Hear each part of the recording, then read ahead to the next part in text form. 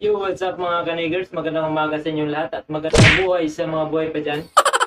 In this video, tuturuan ko kayo kung paano magtanggal ng copyright claim. Alam niyo mga kaniga, napaka-importante na matanggal yung copyright claim sa YouTube video natin.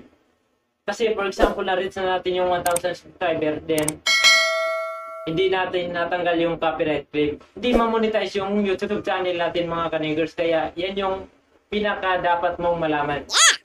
Kasi yung cause ng copyright claim ay tulad ng naglalagay tayo ng sound effects or background music mga kanigers. Kaya kung alam natin kung paano maglalagay ng mga sound effects at mga background music, dapat nyo rin malaman kung paano magtanggal ng copyright claim. Kasi pag hindi nyo itatanggalin yung copyright claim, tapos na-reach nyo na yung kailangan ni YouTube, wasted yung YouTube channel natin, di ba?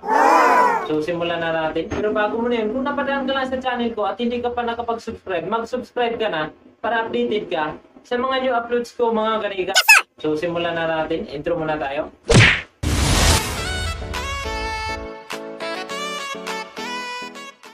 First natin gagawin mga kanigers, hanapin natin yung Google. So, hanapin natin.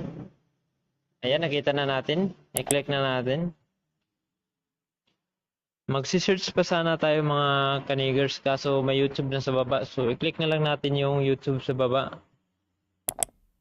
Ayan, mabas na. Then, click natin yung channel icon sa taas kasi yung channel na to mga kanigers, yung mga video nito walang copyright. So, ililipat natin sa isang channel ko kasi yung channel ko na isa, yun yung may copyright. So, click na natin yung channel icon. Then, click the switch account. Then, i-click natin tong Mr. GTV sa pinakababa. Ayan. Then, click natin yung tatlong tuldok sa taas.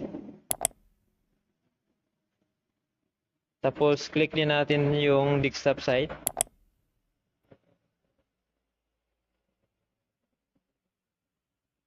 Medyo mahina yung ating wifi. Pero okay lang yan. At least, nag-work pa rin. Click again the channel icon. Click the YouTube Studio.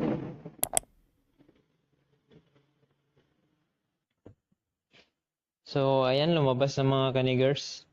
Then, click natin tong video sign sa gilid mga kanigers. Sa baba sa dashboard. Ayan. O, di ba? May copyright claim yan. So, tuturo ko na sa inyo kung paano tanggalin. Click lang natin yung copyright claim. Ayan. See details. Pindutin natin. Ayan. May option naman tayo na pagpipilian, mga tatlong option yung pagpipilian natin, which is replace song, mute song, or dispute. So, pipiliin natin mga kanigers, i-mute lang natin yung kanta. So, ngayon, ano na natin, i-mute na natin yung kanta. Ayan. Then, click also continue, then mute.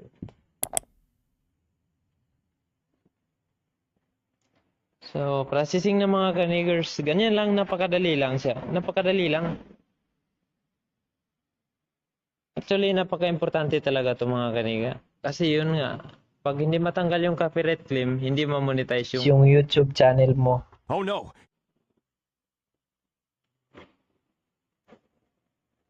So, ayan na mga kanigers, wala na yung copyright.